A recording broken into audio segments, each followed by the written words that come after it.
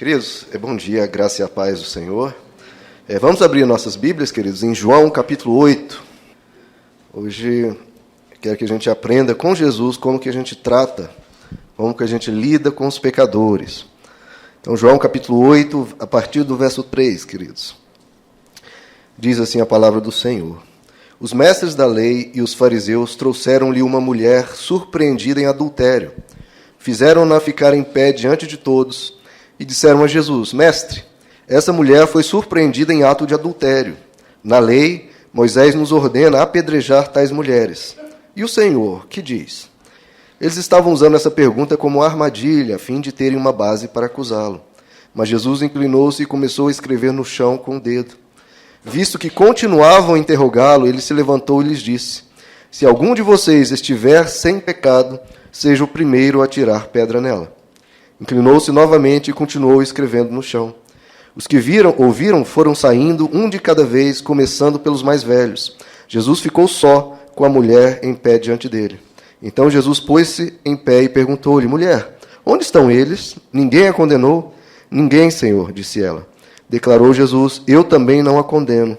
Agora vá e abandone sua vida de pecado. E aqui, queridos, vamos orar. Senhor nosso Deus, eis-nos aqui como igreja do Senhor, como noiva do Senhor. Precisamos ouvir a Tua voz, Senhor, todos os dias e hoje, especialmente, na Tua casa, junto com o Teu povo.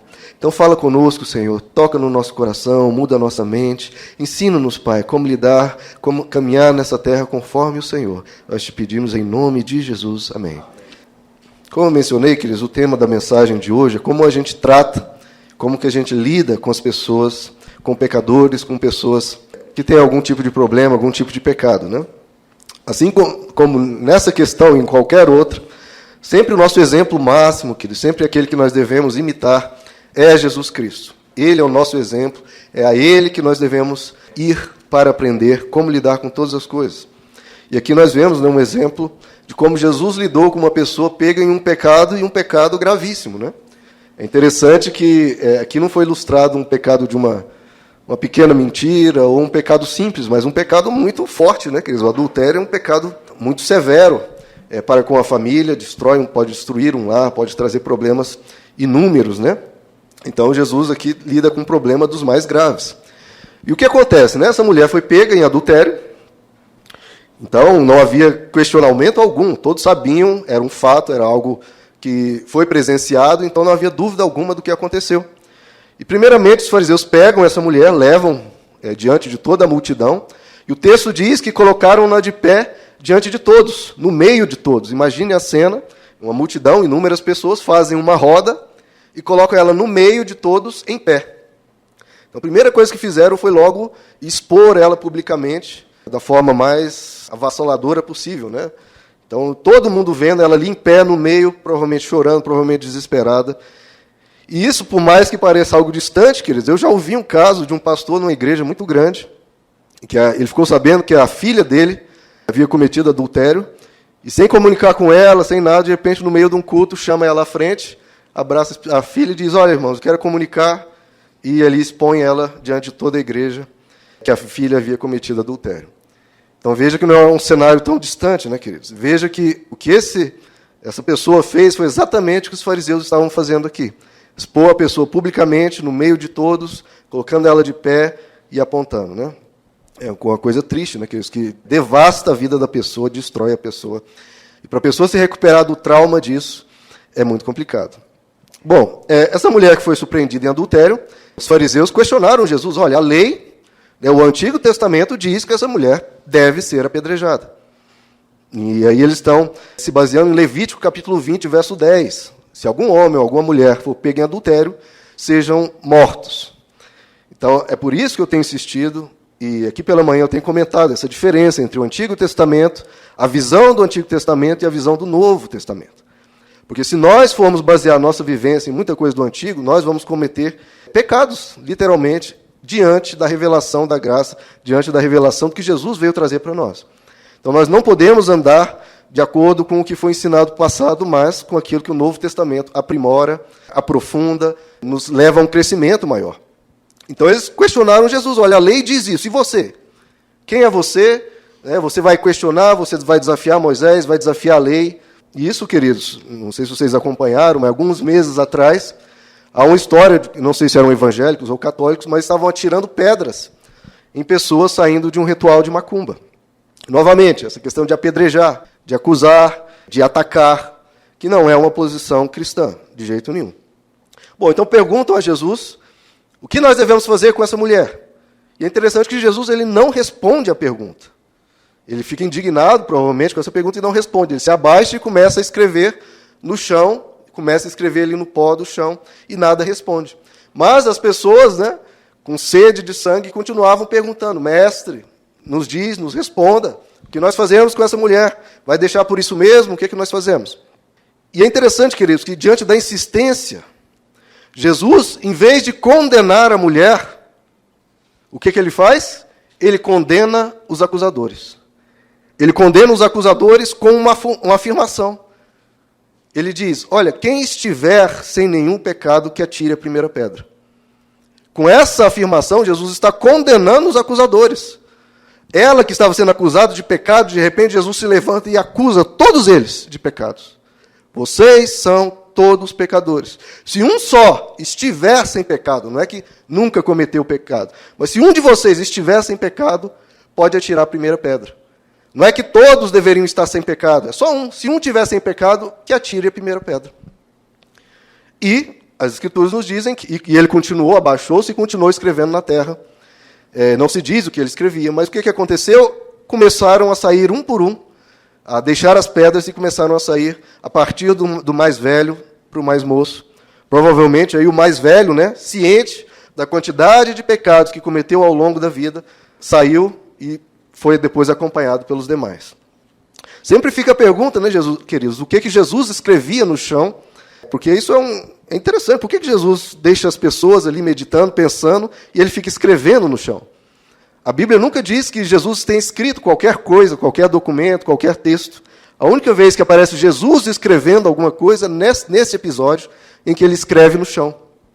E muitas pessoas têm essa concepção que é muito provável que o que Jesus escrevia era justamente os pecados de cada um que estava ali na multidão, ele estava escrevendo ali.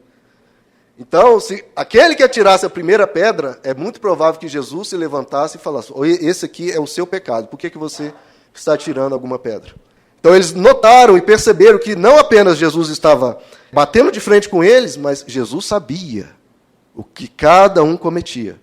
E aí, se eles tentassem dar uma de moralista, de legalista, Jesus se levantaria e apontaria o pecado de cada um. Qual que é a consequência ali? Na verdade, se todos ali fossem julgados por esses critérios, todos ali seriam apedrejados, né? Bom, o que Jesus faz então, né, queridos? A partir daquela multidão sai, fica Jesus e a mulher pega em adultério. E o que Jesus faz? Qual que é a conversa que Jesus tem com essa mulher adúltera? Jesus faz 3 coisas. Bom, a primeira coisa nós já falamos. Primeiro, ele expulsa. Jesus expulsa os fariseus da vida daquela mulher. Olha que interessante, né? Às vezes Jesus expulsava demônios, às vezes Jesus expulsava fariseus. Expulsava pessoas que acusam, que querem pisar, querem maltratar, querem destruir a vida de uma pessoa. A Bíblia diz que o diabo veio para matar, roubar e destruir. Mas muitas vezes as pessoas, em nome da pureza, em nome da santidade, etc., querem destruir pessoas. E aí Jesus expulsa tanto os demônios que vêm para matar, roubar e destruir, quanto a esses moralistas que, em nome da pureza, entre aspas, querem destruir as pessoas. Então, primeiro, Jesus expulsou eles. Porque, queridos, o pecado é uma relação entre nós com Deus. É algo que Deus tem que tratar com a pessoa, que realmente Deus precisa mover no coração e quebrantar aquela pessoa. Então, Jesus ele expulsa os fariseus depois. Ele oferece o perdão e diz: olha, eu também não te condeno, eu não vou te condenar.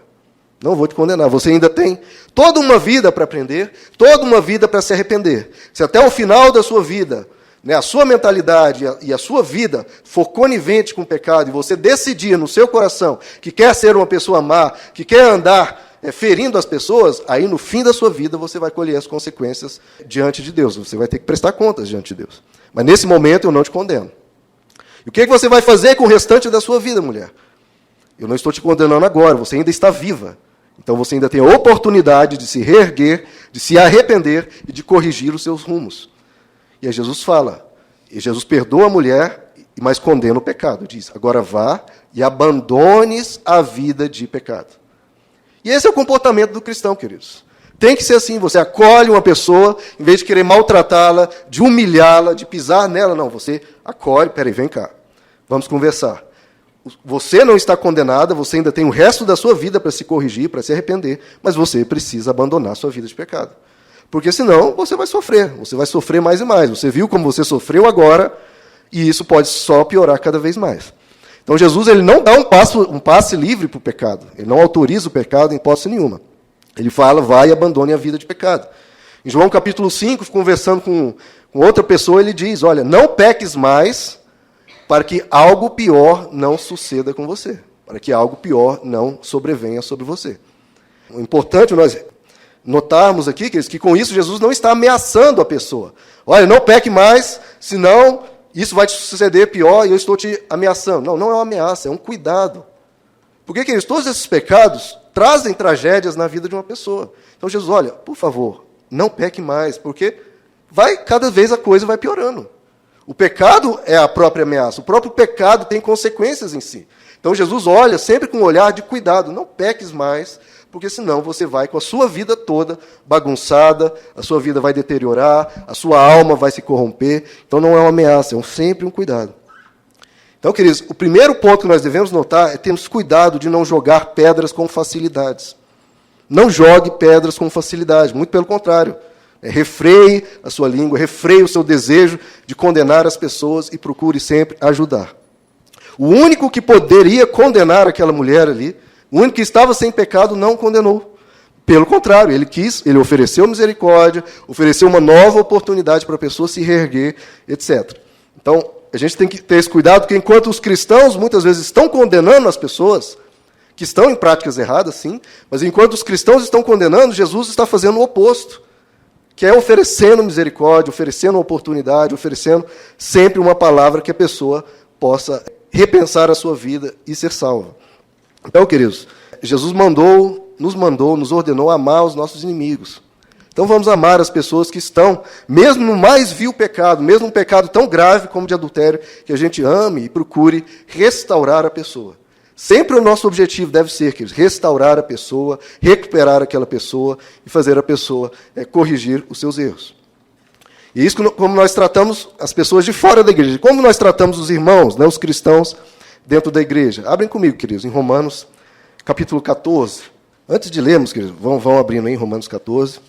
Essa passagem, queridos, de como Jesus lida com os pecadores é um dos grandes motivos, dentre outros, por ele se fazer filho de Deus, por não guardar o sábado, etc. Mas esse é um dos grandes motivos que levaram os fariseus, os sacerdotes, a crucificarem Jesus, a quererem a morte de Jesus.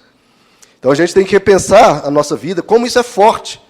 A misericórdia de Deus, a graça de Deus contra o nosso espírito de julgar as pessoas, de condenar as pessoas. Esse é o Deus que nós servimos, queridos. Esse é o Deus que existe. É um Deus de misericórdia. E quando você lê um trecho como esse de João capítulo 8, o nosso espírito religioso, o nosso espírito legalista, ele treme dentro de nós. Ele é confrontado. E tem que ser. Os fariseus foram muito contestados, foram muito enfrentados por Jesus por causa disso. Porque Jesus sempre oferecia a mão que ajuda, a mão que acolhe. O seu nível de farisaísmo, você percebe como você reage diante desse texto. Se você fica muito incomodado com essa misericórdia de Jesus, isso já mostra o quanto de farisaísmo, de legalismo tem no seu coração. Mas esse é o Deus real, queridos. Esse é o Deus que existe, e graças a Deus, porque senão todos nós, sem exceção, estaremos perdidos. Romanos 14, vamos ver o verso 4. Aqui agora é como a gente lida com os cristãos, algum cristão que esteja com uma vida um pouco errada, Romanos 14, verso 4. Quem é você para julgar o servo alheio? Ele não é servo nosso, é servo de Deus. É para o seu Senhor que ele está em pé ou cai, e ficará em pé, pois o Senhor é capaz de o sustentar. Então o apóstolo Paulo pergunta, quem é você para estar julgando essa pessoa que não é servo teu, é servo de Deus? Verso 10 agora, queridos, ainda de Romanos 14. Irmãos, portanto, você, por que julga seu irmão e por que despreza seu irmão? Pois todos compareceremos diante do tribunal de Deus, porque está escrito, por mim mesmo jurei, diz o Senhor, diante de mim todo joelho se dobrará, toda língua confessará que sou Deus. Assim, cada um de nós prestará contas de si mesmo a Deus. Portanto, deixemos de julgar uns aos outros. Em vez disso, façamos o propósito de não colocar pedra de tropeço ou obstáculo no caminho do irmão. Então, o que esses versos que nós lemos diz? Para nós não julgarmos os nossos irmãos aqui na igreja.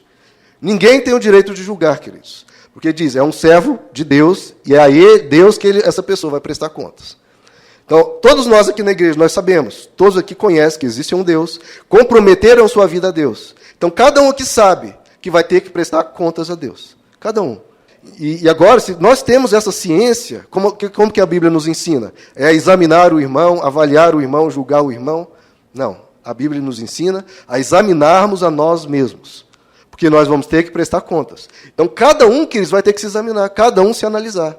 E não é para ficarmos olhando para o irmão, porque o que acontece é as pessoas ficam julgando os irmãos e não julgam a si próprio. Quando a Bíblia nos ensina o oposto. Não julgue os irmãos, julgue a si próprio. Porque se cada um fizer isso, queridos, cada um cuidar da sua própria vida, cada um vai melhorando na medida que consegue, na medida que é possível, na medida da fé que a pessoa tem, cada um vai crescendo. E ninguém fica policiando, ninguém fica olhando ou julgando as intenções, as motivações ou como a pessoa está. Não, cada um avalia a sua vida, cada um vai crescendo e cada um vai melhorando diante de Deus. Então esse é o princípio básico. Não devemos julgar nossos irmãos. Abra em Tiago capítulo 4, queridos, por favor.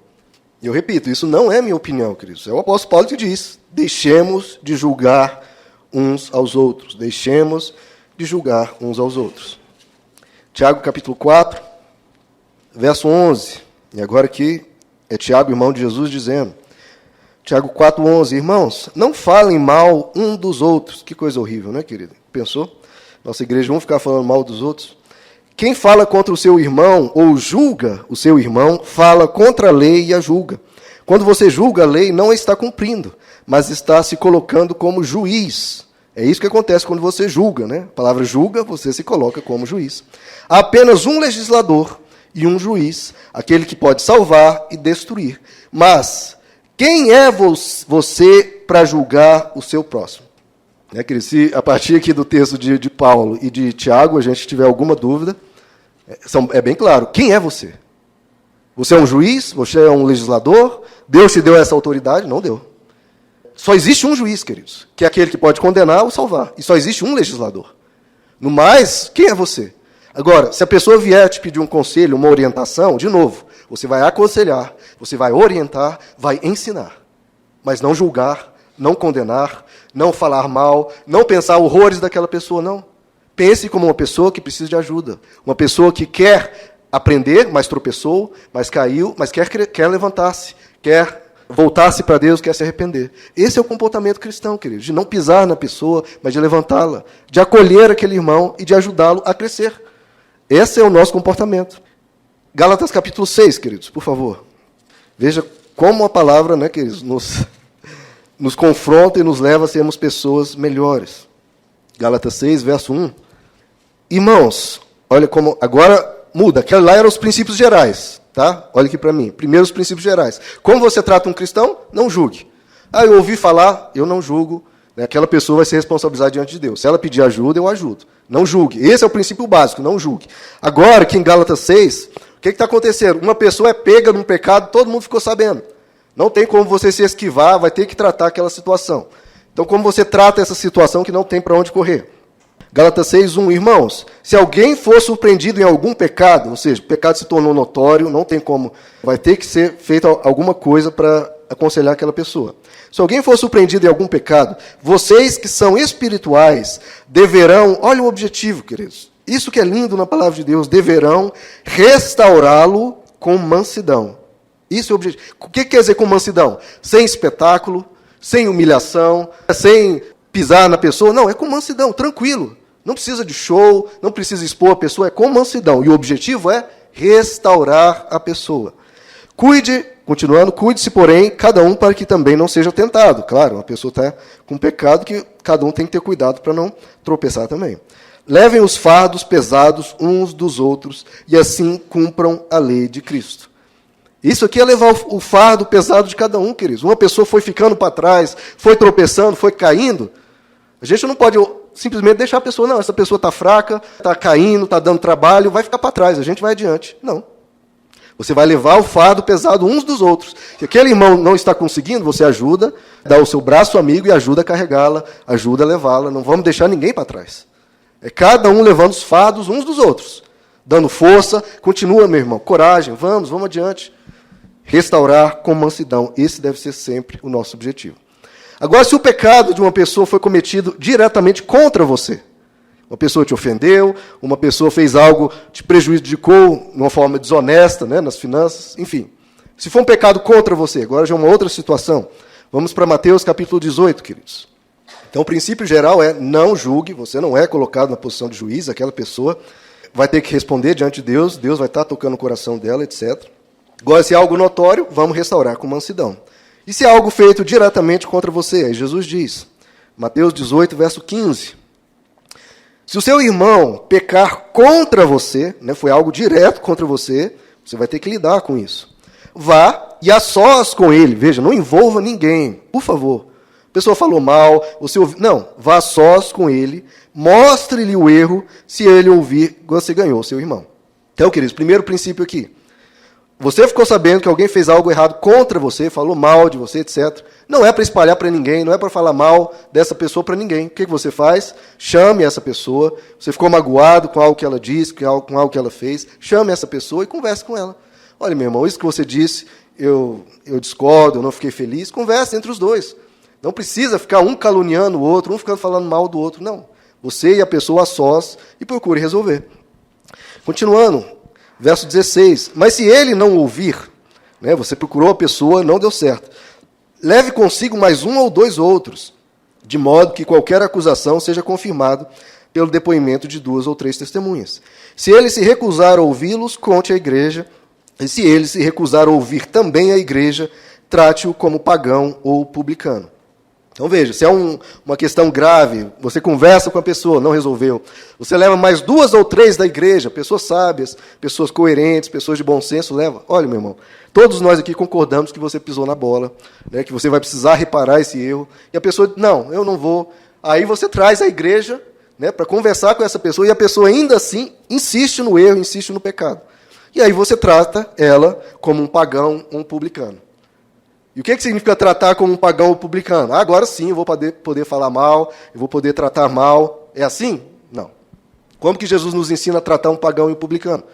Ele nos diz no Sermão do Monte, se vocês amarem apenas aqueles que vos amam, o que vocês estão fazendo demais? É sempre essa a missão do cristão, você vai ter que amar. Ame aquela pessoa, mas apontando o erro dela. Nós somos chamados para orar por aqueles que nos perseguem, amar os nossos inimigos. Então, quando você diz aqui, tratá-lo como pagão ou publicano, é tratar como uma pessoa que precisa de arrependimento.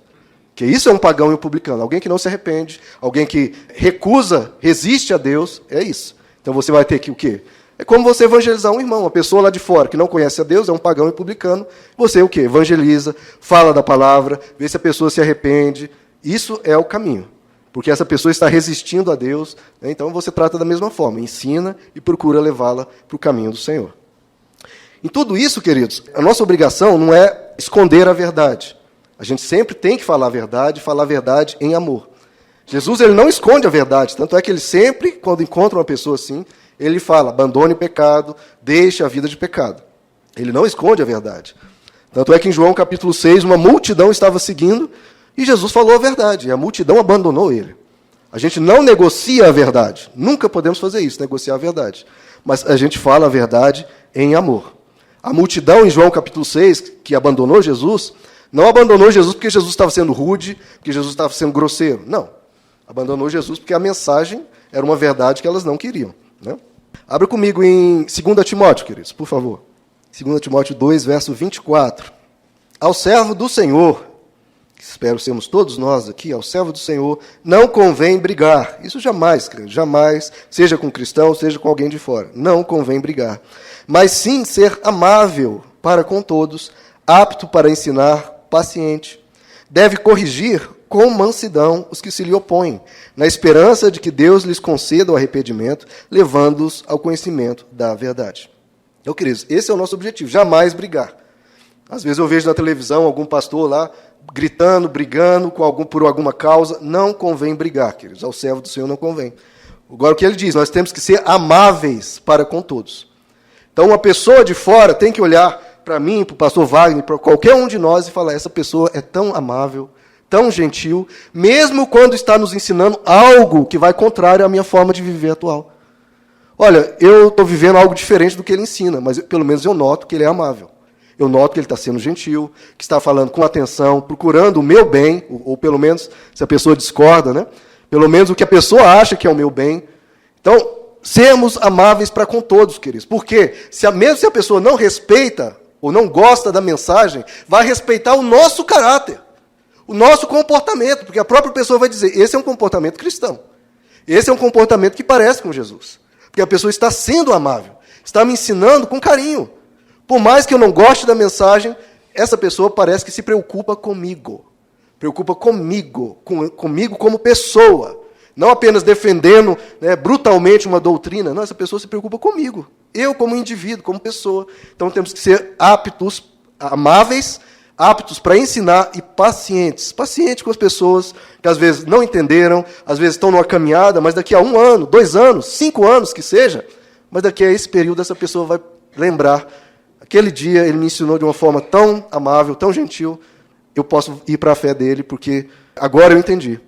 Porque se nós batemos de frente, se nós formos rudes, queridos, se nós formos muito fortes, gritando para cima da pessoa, essa pessoa vai se converter como? Vendo uma pessoa atacando, ofendendo, agredindo. Não vai, queridos. A pessoa vai se afundar, você vai só fortalecer a posição dela. Porque a pessoa está dizendo, eu estou sendo atacado e eu preciso me defender. E a pessoa se arma com argumentos, se defende, porque ela está sendo atacada. 1 Pedro, queridos, por favor, capítulo 3. Foi assim, queridos, que os cristãos conquistaram romanos, gregos, bárbaros. Foi assim. Só demonstrando o amor, falando a verdade, mas sempre em amor. Porque se o cristianismo fosse atacar, fosse ofender, fosse perseguir, ele já teria desaparecido há muito tempo. Mas vivendo em amor, vivendo como Deus quer, aí vai adiante. 1 Pedro 3,15, queridos. Antes, santifiquem Cristo como Senhor em seu coração. Estejam sempre preparados para responder a qualquer pessoa que lhes pedir a razão da esperança que há em vocês. Então, se alguém lhe perguntar por que você serve Jesus, por que você vai nessa igreja, responda. Responda o que Deus fez na sua vida. Contudo, e aí é muito importante, façam isso com mansidão e respeito. Com mansidão e respeito, conservando boa consciência, de forma que os que falam maldosamente contra o bom procedimento de vocês, porque estão em Cristo, fiquem envergonhados de suas calúnias. Então você vai falar, queridos, com qualquer pessoa, com mansidão e respeito. É uma pessoa de outra religião, uma pessoa da macumba, do candomblé, ou uma pessoa com uma vida sexual muito depravada, ou uma pessoa homoafetiva, ou qualquer tipo que seja. Como você vai falar com essa pessoa? Como você vai falar da fé para essa pessoa? Com mansidão. A pessoa tem que ver em você o caráter de Cristo. Porque senão as suas palavras vão entrar em confronto com o que a sua vida está mostrando. Você fala do amor de Deus de forma irada ou com ódio. Entra em contraste e a pessoa vai olhar para você. Então você vai falar com mansidão com essa pessoa e vai falar com respeito. Com respeito. O apóstolo Paulo, quando foi pregar para os gregos, lá no templo lá de Atenas, cheio de imagens de vários deuses, pessoas fazendo sacrifícios para os deuses, uma confusão danada, o apóstolo Paulo diz, olha, eu noto que vocês são pessoas muito religiosas. Muito bem, agora eu vim falar de um Deus diferente. Então você fala com respeito com a pessoa, entendendo que a pessoa, muitas vezes, não faz por mal. Aquilo é o que ela recebeu dos pais, o que ela aprendeu. Olhe com atenção para ela, com respeito e com mansidão, e aí você entrega a mensagem. Então, queridos, o principal da nossa vida aqui é pregar o Evangelho. Pregar as boas novas de Deus, dizer que Deus ama essa pessoa, dizer que nós temos esperança em Deus, dizer a verdade. Em segundo lugar, só em segundo lugar que você vai confrontar o pecado, vai confrontar, né, alguma prática dessa pessoa. Mas primeiro ofereça o Evangelho, ofereça o amor de Deus. Tem uma ilustração que eu gosto muito. Imagina um cachorro faminto, e aquele cachorro só tem um osso podre ali, um osso estragado, mas só tem esse osso. Tente roubar desse cachorro esse osso podre, esse osso estragado. O que vai acontecer? Esse cachorro vai te morder, ele vai te atacar, porque é isso que ele tem. É isso que ele está diante dele. Então, não tente tirar das pessoas assim a força, aquilo que elas têm, aquilo que elas nutrem um carinho. Não. O que você faz com o cachorro comendo um osso estragado? Você oferece um filé, um pedaço de carne, aí ele vai comparar as duas coisas. Se for muito teimoso, vai continuar com o osso.